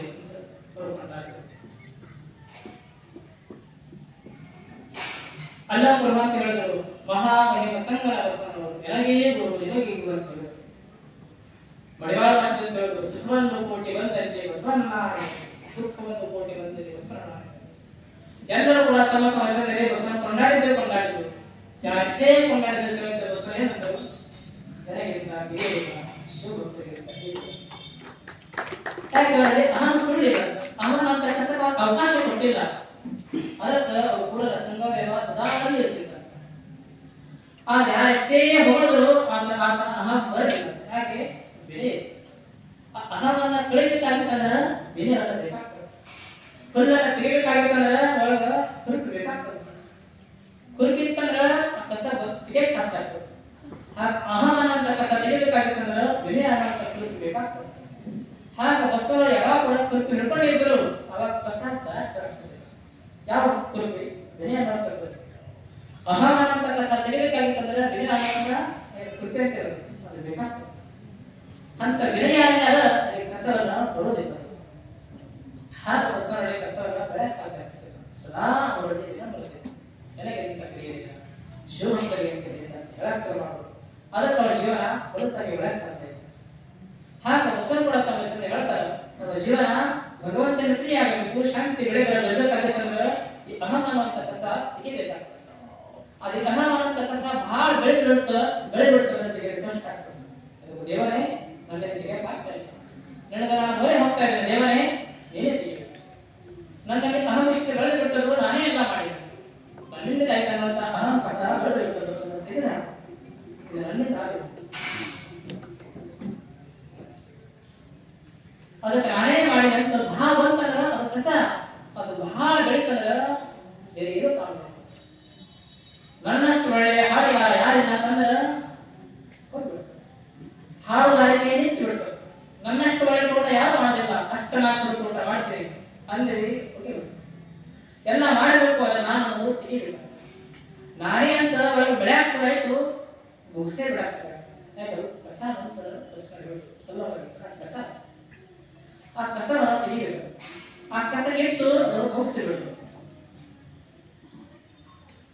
ಅದಕ್ಕೆ ಎಲ್ಲಿವರೆಗೆ ಅಂತದ ಮುಗಿಸಕ್ ಶುರು ಮಾಡಿ ಅದು ಪ್ರತಿಯೊಬ್ಬರು ಬೆಳಕ್ ಶುರು ಒಂದು ಗಿಡ ಇತ್ತು ಆ ಗಿಡ ಹಾಕಿ ಶುರು ಮಾಡಿ ಏನು ಗಿಡ ತುಂಬ ಎಲ್ಲ ರಸಭರಿತವಾದ ಹಣ್ಣುಗಳು ಸವಿಸರಿಯಾದ ಹಣ್ಣುಗಳು ಒಂದು ದಿವಸ ಹಣ್ಣುಗಳಾಗಲ್ಲ ಎಷ್ಟು ಸರಿಯಾದ ಇಂಥ ಸರಿ ಯಾರಿಲ್ಲ ಅಂತ ಸರಿ ನಮ್ಮ ಹತ್ತಿರ ಅದಂತ ಹಣ್ಣುಗಳು ಹೇಳಕ್ ಶುರು ಮಾಡಿ ಅದಕ್ಕೆ ಜಗತ್ತಿನಲ್ಲಿ ನಮಗಷ್ಟು ಬೇಡಿಕೆ ಅದ ಎಲ್ಲಾ ಜನ ಹಣ್ಣನ್ನು ಬೇಯಿಸ್ತಾರ ಅದಕ್ಕೆ ಜಗತ್ತಿನ ನಾವೇ ಶ್ರೇಷ್ಠರು ಅಂತ ಅದಕ್ಕೆ ಅವರಷ್ಟು ಹೇಳಕ್ ಶುರು ಮಾಡೋದು ಅದಕ್ಕೆ ಏನಿದೆ ನಾನೇ ಶ್ರೇಷ್ಠ ಅಂತ ಹಣ್ಣು ಹೇಳಕ್ ಶುರು ಮಾಡೋದು ಅವಾಗ ಅಲ್ಲಿರುವಂತ ಹೂವು ಹೇಳ್ತು ನೀರ ನಾವೇನ್ ತಿಳ್ಕೊಂಡಿದ್ದೀವಿ ಹಣ್ಣಿದೆ ಅದಕ್ಕೆ ಜಗತ್ತಿನ ಎಲ್ಲರೂ ಕೂಡ ಬಯಸೋದು ಹೂವು ದೇವರ ತಲೆ ಮೇಲೆ ಇರೋದು ಹೂವ ಮನುಷ್ಯನ ಕೊರಳಾಗ ಹೋಗೋದು ಹೂವ ಅದಕ್ಕೆ ಸಭೆ ಸಮಾನ ಬರೋದು ಹೂವ ಎಲ್ಲಾ ಕಡೆ ಹೂವ ಹೂವಿದ್ದರೆ ಕಾಯಿ ಕಾಯಿದ್ದರೆ ಹಣ್ಣು ಅದು ನೀ ಆಗ್ಬೇಕಾದ್ರೆ ನಾವು ಇರ್ಬೇಕಾಗ್ತದೆ ನಾವಿಲ್ಲ ಏನಿಲ್ಲ ಅಂತ ಯಾಕೆ ನಾ ಬೆಳಕ್ ಹಣ್ಣಲ್ಲಿ ನಾ ಅಂತ ಬಂದಿತ್ತು ಹೂವಿನಲ್ಲಿ ಸೇರಿದ ನಾ ಅಂತ ಬಂದಿತ್ತು ನಾ ಇದನ್ನು ತಿಳ್ಕೊಂಡಿದ್ದೀನಿ ಹಣ್ಣಲ್ಲಿ ನಾ ಇದಂಗೆ ಏನಿಲ್ಲ ಅವಾಗ ಎಲೆ ಪಕ್ಕದ ಮಾತು ಕೇಳಿಸ್ಕೊಂಡು ಯಾವುದು ಎಲೆ ಆ ಎಲೆ ಹತ್ತು ಹೂವ ನಾವು ಎಲೆ ಅಂತ ತಿಳ್ಕೊಂಡು ಹೂವು ಆಗಿದ್ದೀವಿ ನಾವು ಸೂರ್ಯನ ಕೆಟ್ಟ ಬಿಸಿಲಾಗ ಹೊರಗಿನ ಸೂರ್ಯನ ಕಿರಣ ತಗೋತೀವಿ ಹೊರಗಿನ ಧೂಳನ್ನ ಹೇರ್ಕೊಂತೀವಿ ಕಾರಣ ತಗೋತೀವಿ ಎಲ್ಲಾ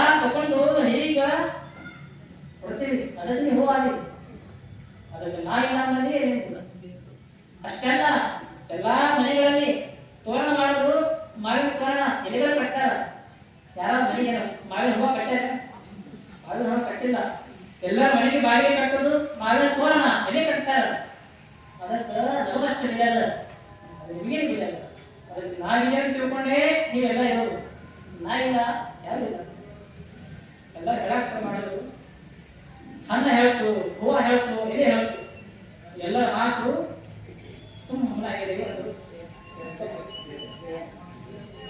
ಆ ಬೇರೆ ಮಾತಾಡ್ತಾ ನೆಕ್ಸ್ಟ್ ತಾನಿತ್ತು ನಾ ಏನು ಮಾಡೋದು ಅಂತ ಹೇಳ್ತೇನೆ ಅದು ಗೊತ್ತಿತ್ತು ಇವು ಮೂರು ಇರ್ಬೇಕಾದ್ರೆ ಅದು ಇರ್ಬೇಕು ಆಗ ಅಲ್ಲಿಂದ ಸಂತರು ಹೋಗ್ತಾ ಇದ್ರು ಅವ್ರು ನೋಡಿದ್ರು ಈಗ ಮೂವರು ಜಗಳ ಆಡಕತ್ತಾರೆ ಯಾಕೆ ನಾನ ಅಂತ ಹೇಳಕತ್ತಾರೆ ಆಗ ಬೇರೆ ಮಾತ್ರ ಶಾಂತ ಕೊನೆಗೆ ಆ ಬೇರೆ ಇವರು ಪಾಠ ಕಲಿಸ್ತಾರೆ ಯಾಕೆ ಅವರು ಮರ್ತು ಬಿಟ್ಟಾರ ಯಾಕೆ ಕಸ ಬೆಳಕತ್ತದು ಕಸ ತೆಗೆದ್ರೆ ಅವ್ರು ಬೆಳಿತಾರ ಮತ್ತು ಉಳಿತಾರ ಆ ಕಸ ಬೆಳಿತಾರ ಅವ್ರು ಬಗೆ ಬಿಡ್ತಾರ ಅದಕ್ಕೆ ಅವರು ಉಳಿಬೇಕು ಎಲೆ ಉಳಿಬೇಕು ಹೂ ಉಳಿಬೇಕು ಕಾಯಿ ಆಗ್ಬೇಕು ಹಣ್ಣು ಆಗ್ಬೇಕಾಗಿತ್ತಂದ್ರ ಒಳಗೇನು ಬೆಳಕತ್ತದು ನಾವು ಹೋಗ್ಬೇಕು ಅದಕ್ಕೆ ಆ ಪಾಠ ಕಲಿಸ್ಬೇಕಂತ ತಿಳ್ಕೊತು ಯಾಕಂದ್ರೆ ಗೊತ್ತಿತ್ತು ಅದಕ್ಕೆ ಬೇರೆ ವಿಚಾರ ಮಾಡಬೇಕು ಜ್ಞಾನ ಆಹಾರ ಕಳಿಸೋದು ಬಂದು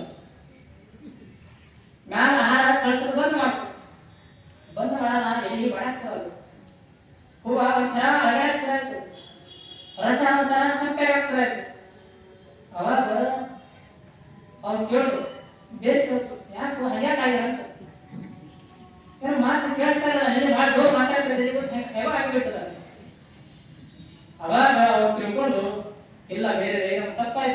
ನಾವು ತಿಳ್ಕೊಂಡೇವಿ ಜಗತ್ತಿನ ನಾವೇ ಶ್ರೇಷ್ಠರು, ನಾವಿದೇವೆ ತಿಳ್ಕೊಂಡು ಎಲ್ಲ ಅದನ್ನು ತಿಳ್ಕೊಂಡೇವಿ. ಅದಕ್ಕೆ ಇವತ್ತು ಗೊತ್ತಾಯ್ತು ಬೇರೆ ನೀ ಇದೇ ತಿಳ್ಕೊಂಡು ಎಲ್ಲರೂ ಇದ್ದೀವಿ, ನೀನಿಲ್ಲ. ಆಗ ಅಂತ ಕಸ ಹೋಗ್ಬೇಕಾಗಿತ್ತಂದ್ರೆ ನಾ ಮಾಡಿದೆ ನನ್ನಿಂದ ಹೋಗ್ಬೇಕಾಗಿತ್ತಂದ್ರೆ ಏನು ಎಲ್ಲ ಆ ಗಿಡಕ್ಕೆ ಬೇರೆ ಅದನ್ನು ತಿಳ್ಕೊಂಡು ಎಲ್ಲ ಎಲೆ ಅದ ಹೂವು ಅದ ಕಾಯಿ ಅದ ಹಣ್ಣು ಅದ. ಹಾಗ ಮನೆ ಎಲ್ಲ ಅದ ಎದಕ್ಕೆ ಭಗವಂತ ಅದ ಅಂತ ಎಲ್ಲ ಅದ, ಭಗವಂತ ಇಲ್ಲ ಏನು ಇಲ್ಲ ಅಂತ ತಿಳ್ಕೊಂಡೇವಿ. ಅಹಂಕಸ ಹೋಗೇವಿ. ಆಗ ಬೇರೆ ಅದ ಎಲ್ಲ ಅದ, ಬೇರೆ ಇಲ್ಲ ಏನು ಇಲ್ಲ. ಆಗ ದೇವರೇ ನಿನ್ನಿಂದೆಲ್ಲ ಅದಕ್ಕೆ ನಾನು ಅಂತ ಕಸ ಹೋಗ್ಬೇಕು. ಹಾಗೆ ನಾನು ಅಂತ ಕಸ ಹೋಯ್ತು, ಜೀವನ ಪರಿಪೂರ್ಣ ಆಗ್ತದೆ ಅಂತ ಕಸ ಪ್ರತಿಯೊಬ್ಬರು ಹೀಗೆ ಬೆಳೆಸ್ತಾ ಆಗ್ತದೆ. ಯಾರಂತ ಎಲ್ಲ ಮೇಲೆ ಬೆಳೆಸ್ತಾ ಆಗ್ತದೆ ಕಸ. ಅದಕ್ಕೆ ಅಂತ ಕಸವನ್ನು ನಾವು ಹೀರಿಲ್ಲ, ಯಾರು ಬರೋದಿಲ್ಲ. ಎಂತ ಸಮೇತ ಕಸ ಬೆಳೆಸಿಲ್ಲ. ಅದಕ್ಕೆ ಆ ಕಸವನ್ನು ನಾವು ತೆಗೆದನ್ನು ಕಲಿಬೇಕಾಗ್ತದೆ. ಒಮ್ಮೆ ಭೋಜರಾಜ ಮತ್ತು ಕಾಳಿದಾಸ್ ಇಬ್ಬರು ಬಹಳ ಜ್ಞಾನಿಗಳು. ಕಾಳಿದಾಸ ಅಂತ ಕವಿ ಜಗತ್ತಿನಲ್ಲಿ ಇರಲಿಲ್ಲ, ಭೋಜರಾಜ ಮಹಾರಾಜ ಇರಲಿಲ್ಲ. ಅಷ್ಟಿಬ್ಬರು ಅವಿನಾಭಾವ ಸಂಬಂಧ, ಅಷ್ಟು ಗಳಶ್ಯ ಕಂಠಶ್ಯ ಅಂತ ಇಬ್ಬರು ದಿವಸ ಅರಮನೆಯಿಂದ ಅವರು ವಾಹಿನಿಯ ಹೋದಾಗ ಅಲ್ಲಿ ಮಾತಾಡ್ಕೋತ ಹೋಗ್ಬೇಕಾದ ದಾರಿ ತಪ್ಪಿದ್ರು. ದಾರಿ ತಪ್ಪಿದಾಗ ಇಡೀ ಅರಣ್ಯದಲ್ಲಿ ತಿರುಗಾಡಕ್ಕೆ ಶುರು ಮಾಡಿದವರು ಹಾದಿ ಸಿಗಲಿಲ್ಲ. ಕೊನೆಗೆ ಹಾದಿ ಹುಡುಕಬೇಕು, ಯಾರಿಗಾರ ಹಾದಿ ಕೇಳಬೇಕಂತ ಹುಡುಕಾಡಕ್ಕೆ ಶುರು ಮಾಡಿದ್ರು. ಹುಡುಕಾಡ್ತಾ ಹೋದಾಗ ಅದರಲ್ಲಿ ಉಳಿಸಲು ಕಾಣ. ಆ ಉಳಿಸದಲ್ಲಿ ಹೋಗಿ ಅಜ್ಜಿಗಳು ಅಜ್ಜಿನವರು ನೋಡ್ತಲ್ಲ, ನೋಡಿ ಅಜ್ಜಿಗೆ ಅಜ್ಜಿ ಈ ಹಾದಿಯಲ್ಲಿ ಹೋಗ್ಕೊಂಡು ತಿಳ್ಕೊಳ್ಳೋದು. ಆಗ ಅವ್ರು ಏನ್ ತಿಳ್ಕೊಂಡಿದ್ರು ಅಂದ್ರೆ ನಮ್ಮಷ್ಟು ಶ್ರೇಷ್ಠ ಜಗತ್ತು ಯಾರಿಗೆ ಅಂತ ತಿಳ್ಕೊಂಡಿದ್ರು. ನನ್ನಷ್ಟು ರಾಜ ಯಾರಿಲ್ಲ, ಶ್ರೇಷ್ಠ ರಾಜ ನನ್ನಷ್ಟು ಕವಿ ನಾನು ಯಾರಿಲ್ಲ ಅಂತ ಉತ್ತರ ತಿಳ್ಕೊಂಡಿದ್ರು. ಇದು ಅಜ್ಜಿಗೆ ಗೊತ್ತಾಯಿತು. ಅದಕ್ಕೆ ಅಜ್ಜಿ ಕೇಳಿದ್ರು, ದಾರಿ ಅಂತ ಎಲ್ಲಿ ಹೋಗಲ್ಲ, ದಾರಿ ಇದೇ ಇರ್ಬೇಕು, ನೀವೆಲ್ಲಿ ಹೋಗ್ಬೇಕು. ಅವರಂದ್ರು ಅಜ್ಜಿ ಬಹಳ ಜಾಣ ಆಗ್ತಾರೆ.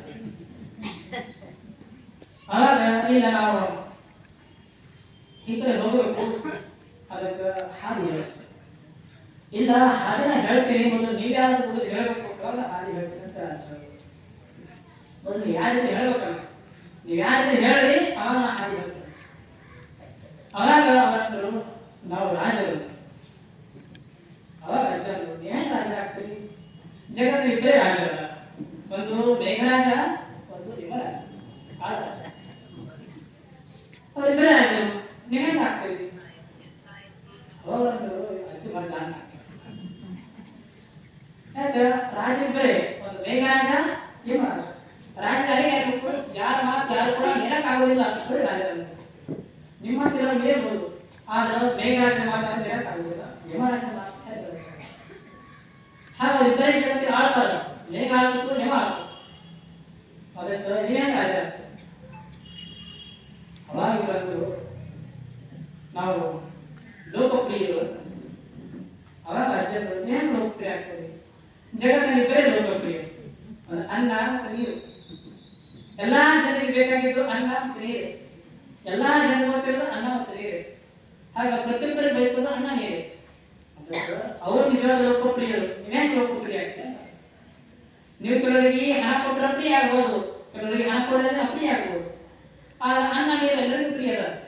ಯಾರು ಜಗತ್ತಿನ ಅನ್ನ ಬೇಡ ನೀರು ಬೇಡ ಅಂತ ಹೇಳ್ತಾರೆ, ಪ್ರಿಯ ಐದಂತರು ಯಾರೆಲ್ಲರಿಗೂ ಪ್ರೀತಿಸ್ತಾರೆ, ಯಾವುದಕ್ಕೆ ಎಲ್ಲರೂ ಪ್ರೀತಿಸ್ತಾರೆ ಅವರೇ ಲೋಕಪ್ರಿಯರು. ಅನ್ನವನ್ನ ನೀರನ್ನ ಜಗತ್ತಿನ ಪ್ರತಿಯೊಬ್ಬರು ಪ್ರೀತಿಸ್ತಾರೆ, ಅದಕ್ಕೆ ಅವರಿಬ್ಬರೇ ಲೋಕಪ್ರಿಯರು. ಏನೇನು ಲೋಕಪ್ರಿಯ ಆಗ್ತದೆ? ಅವರನ್ನು ಅಜ್ಜಿ ಜಾಣ. ಅವಾಗ ನಾವು ಅತಿಥಿ ಬಿಡುವ, ಅವಾಗ ಅಜ್ಜಿ ಏನೇನು ಆಗ್ತದೆ, ಹೆಳ್ಳ ಅಧಿಕಾರಿ ಬರೋದು ಯೌವನ ವಿರುದ್ಧ ಅತಿಥಿಗಳು ಇವೇನು ಕಲಿತೆ ಆಗ್ತದೆ. ಕೊನೆಗೆ ಅವರಿಬ್ಬರನ್ನು ನಾವು ಶ್ರೀಮಂತರ ಅಜ್ಜಂದರು ಏನೇನು ಶ್ರೀಮಂತ ಆಗ್ತದೆ. ಜಗತ್ತಿನಲ್ಲಿ ಶ್ರೀಮಂತರು ಎರಡೇ, ಒಂದು ಸಮುದ್ರ, ಒಂದು ಬೆಟ್ಟಗಳು. ಅವೆರಡೇ ಸಂಪತ್ತು ಶ್ರೀಮಂತರು. ಎಲ್ಲಾ ಜಗತ್ತಿಗೆ ಬೇಕಾದಂತ ಮುತ್ತು ರತ್ನ ಎಲ್ಲ ಇರೋದು ಸಮುದ್ರದಲ್ಲಿ. ಎಲ್ಲಾ ಖನಿಜ ಲೋಹ ಸಂಪತ್ತು, ಖನಿಜ ಸಂಪತ್ತು ಎಲ್ಲ ಔಷಧ ಸಂಪತ್ತು ಇರುವುದು ಬೆಟ್ಟದಲ್ಲಿ, ಏನೆಲ್ಲ ಸಂಪತ್ತು ಇರುವುದು ಬೆಟ್ಟದಲ್ಲಿ. ಅದಕ್ಕೆ ಸಮುದ್ರ ಬೆಟ್ಟ ಇವೇ ನಿಜವಾದ ಶ್ರೀಮಂತ ಶ್ರೀಮಂತ. ಆ ಸಂಪತ್ತು ತಗೊಂಡಿಗೆ ಶ್ರೀಮಂತ ಆಗೋ ಹೊರತು ನೀವೆಲ್ಲಿ ಸಂಪತ್ತು ಧ್ಯಾನ ಶ್ರೀಮಂತ. ಅವಾಗ ಅವರಿಬ್ಬರನ್ನು ನಾವು ಪರದೇಶಿಗಳು ಅರ್ಜೆಂಟ್ ಹೆಂಗ್ ಪರದೇಶ ಆಗ್ತೀವಿ. ಪರದೇಶಿಗಳ ಜಗತ್ತಲ್ಲಿ ಒಬ್ಬನೇ ಒಬ್ಬ ಆತ್ಮ. ಆತ್ಮ ಒಬ್ಬನೇ ಪರದೇಶ. ಯಾರಿಗೆ ಯಾರಿಲ್ಲ ಅದೇ ಪರದೇಶ. ನೀವೆಲ್ಲರೂ ಯಾರು ಆತ್ಮನಿಗೆ ಹುಟ್ಟಿದ ತಾಯಿ ಇಲ್ಲ, ತಂದಿಲ್ಲ, ಮಡದಿಲ್ಲ, ಮಕ್ಕಳಿಲ್ಲ, ಯಾರಿಲ್ಲ. ಆತ್ಮ ಒಬ್ಬನೇ ಪರದೇಶ. ನೀವೇ ಪರದೇಶ ಆಗ್ತೀರಿ. ಖರೆ ಹೇಳ್ರಿ, ನೀವು ಯಾರಿದ್ರೆ ಹೇಳ್ರಿ ಅಂತ. ಅವಾಗ ಅವರದ್ದು ಏನು ಉತ್ತರ ಕೊಡಬೇಕು? ಕೊನೆಗೆಲ್ಲ ಮುಗಿದು ಕೊನೆಗೆ ಭೋಜನೆಗೆ ಅಂದ ಕಲಸಂತ ಭೋಜನ ಏನ್ ಹೇಳು, ನಾ ಸೋತಿರ್ತೇನೆ ನೀನು ಹೇಳು.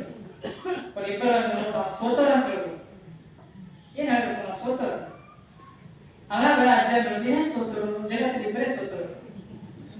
ಯಾರು ಸಾಕಾದಷ್ಟು ಮಕ್ಕಳ ಹಡದವರು, ಆ ಮಕ್ಕಳು ಸಾಕಾಗಕ್ಕೆ ಆಗಲಾದಷ್ಟು ಮಕ್ಕಳು ಹಡದವು, ತೀರಿಸಕ್ಕೆ ಆಗದಷ್ಟು ಸಾಲ ಮಾಡಿದವು, ಇಬ್ಬರೇ ಜಗತ್ತಿನ ಸೋತರು. ನೀವೇನ್ ಸೋತರು? ಅದಕ್ಕೆ ಅತಿ ಮಕ್ಕಳ ಆಗ ಸಾಕಾಗ್ತಾಯಿಲ್ಲ, ಅವ್ರು ಸೋಲ್ತಾರೆ. ನೀವೇನ್ ಸೋತರು? ಯಾರು ಅತಿ ಸಾಲ ಮಾಡ್ಯಾರ, ಸಾಲ ತೀರಿಸಕ್ಕೆ ಆಗಲ್ಲ ಅಂದ್ರೆ ಸೋತು ಬಿಡ್ತಾರೆ. ಜಗತ್ತ ಇಬ್ಬರೇ ಸೋತರು. ನೀವೇನ್ ಸೋತರು? ಕರೆ ಹೇಳಿ ಯಾರು? ಅವಾಗ ಅವರಿಬ್ಬರು ಮಾತಾಡ್ತಾರೆ. ಮನೆಗೆ ಮೌನ ಆಗಿದೆ. ಅವಾಗ ಹೇಳೋದು, ಈ ಭೋಜನ ಏನು, ಈ ಕಾಳಿದಾಸ ಅಂತ ಕೇಳೋದು. ಅವಾಗ ತಪ್ಪಾಯ್ತು, ನಮ್ಮ ಅಹಂ ಮುಡಿತು, ನಮ್ಮಷ್ಟು ಸೆಟ್ ಆಗಿಲ್ಲ ಅಂತ ಗೊತ್ತಾಗಿ ಮುಡಿತು. ಅದರ ರಚಿ ನಮ್ಮ ಅಹಮನ್ನು ಇಳಿಸಿಬಿಟ್ಟು ಈಗ ನಮಗೆ ಹೇಳೋದು. ಅವಾಗ ಇದೇ ಹಾಲಿಗೆ ಬರ್ರಿ, ಕೂಡ್ರಿ, ಮುಖ ತೊಗೊಳ್ರಿ, ಮಸ್ತಾಗಿ ಊಟ ಮಾಡ್ರಿ. ನಮ್ಮಲ್ಲಿ ಅಡಿಗೆ ಅದ, ಸರಿಯಾದ ಅನ್ನಗಳದಾವ, ತಿನ್ರಿ. ಇದೇ ಗಿರಿಗೆಗೆ ಹಾಗೆ ಹೋಗ್ಬೇಕು, ಹೋಗ್ರಿ. ಇನ್ನೊಮ್ಮೆ ನಮ್ಮಷ್ಟ ಸೆಟ್ ಯಾರು ಇಲ್ಲ ಅಂತ ಅಹಮನ್ನ ತೆಗೆದು ಬಿಡ್ರಿ. ಈ ಅಹಮಿತ್ತು ನೀವು ಬೆಳೆ ಸಾಧ್ಯ ಆಗುದಿಲ್ಲ. ಅಹಮ ಅಂತ ಕಸ ತೆಗೆದ್ರೆ ಮುಕ್ತಿದೆ ಅಂತ. ಆದ್ರೆ ನಮ್ಮ ಜೀವನದಲ್ಲಿ ಅಹಮನ ಬರಬಾರದು. ಈ ಅಹಮನ ಅಂತ ಕಸ ಬೆಳೆದು ನಮ್ಮನ್ನು ಉಳಿಸಿಬಿಡ್ತದೆ. ಅದಕ್ಕೆ ಪ್ರತಿಯೊಬ್ಬರಲ್ಲಿ ಅಹಮ ಬರಾಕ್ಸಲ. ಎಂತ ಅಹಮನ ಅಂತ ಕಸ ಬೆಳೆದು ಶಾಂತಿ ಬೆಳೆಯೋದು ಬರಾಕ್ಸಲ.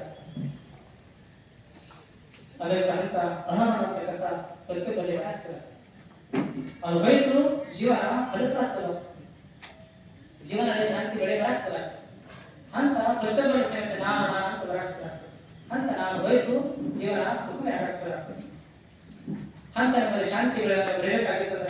ನಾನು ಹೋಗಬೇಕು ಅಂತ ನಾನು ಸಣ್ಣ ಸಣ್ಣ ಪ್ರತಿಯೊಬ್ಬರ ಸಮೇತ ಬರಾಕ್ಸಲ. ಆ ನಾನು ಅನ್ನೋದು ಬಯತು ಜೀವನ ಸುಂದರ ಅಂತ ನಾನು ಅಹಮನ ಕಸ ತೆಗೆದು ಅದಕ್ಕಾಗಿ ಎಲ್ಲವರು ಬೆಳೆದು ಈ ತೋಟವನ್ನು ತನ್ನ ತೋಟ ಮಾಡುವುದು, ಮನಗುದ್ದನೆ ಮಾಡುವುದು, ಶಿಷ್ಯರನ್ನು ಪ್ರಶ್ನೆ ಮಾಡುವ ಈ ಕಸವನ್ನು ತೆಗಿತೀವಿ. ಇದು ಒಂದೇ ಕಸ ಅದನ್ನು ಮತ್ತೇನು ಕಸಗಳಲ್ಲ ಹೇಳಿದೆ ಅಂತ ಶಿಷ್ಯ ಪ್ರಶ್ನೆ ಮಾಡಿದ. ಅದನ್ನು ಗುರು ಉತ್ತರಿಸ್ತಾರೆ. ಅದಾದ ಕೆಲವು ಕಸಗಳು ಯಾವ್ಯಾವ ಕಸ ಅಂತ ಶಿಷ್ಯ ಪ್ರಶ್ನೆ ಮಾಡೋಣ, ಗುರು ಉತ್ತರಿಸ್ತಾರೆ.